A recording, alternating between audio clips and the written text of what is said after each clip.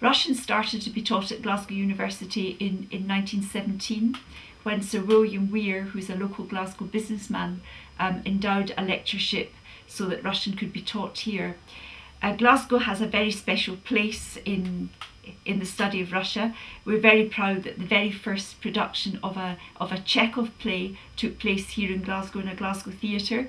And at the university, while on the one hand, of course, we've concentrated on giving our students a good knowledge of Russian language, it's been part of our tradition that we've encouraged our students, indeed we've taken part over the years in lots of examples of Russian culture.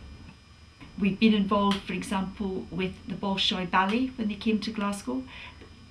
We're very proud of some of our graduates, some of whom are working in the very highest spheres of Russian culture in the world today, bringing this kind of marrying of the two cultures together, which has always been our ambition here at Glasgow University. Glasgow is probably unique, or is unique amongst Scottish universities, because of course apart from Russian studies we've had Polish and Czech, so we are really the kind of bastion of Slavonic studies in Scotland, and we've always been very, very proud of that tradition.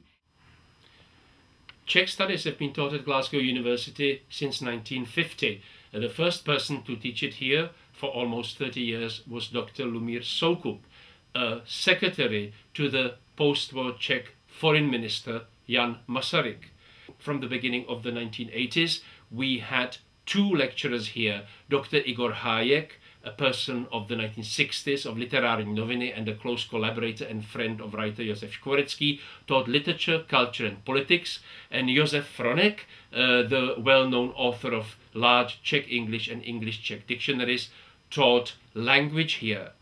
We still continue the tradition of Dr. Soukup and Drs. Hájek and Fronek, whether we use contemporary Czech cinema, which is of course very, very popular with students, whether we use the media, politics, literature, history. We of course also teach the language here so that students can actually follow what's going on within the Czech Republic itself, the internal discourse. And we basically make people aware of what is going on in Central Europe, what makes that country tick. We started teaching Polish at Glasgow University in 1947. It started as a full degree program in 1984, and this was the time when we received quite a generous donation by Jan Stepek, and that's why my post is called Stepek Lectureship in Polish Studies.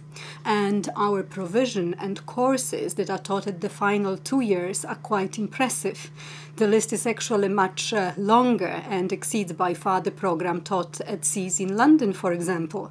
So we are very proud that our students can choose to study such specific subjects as comparative Polish literature, with other Slavonic literatures. They could also study older Polish literature, censorship, drama and theatre, Polish cinema, also Holocaust literature, Slavonic drama, women's writing.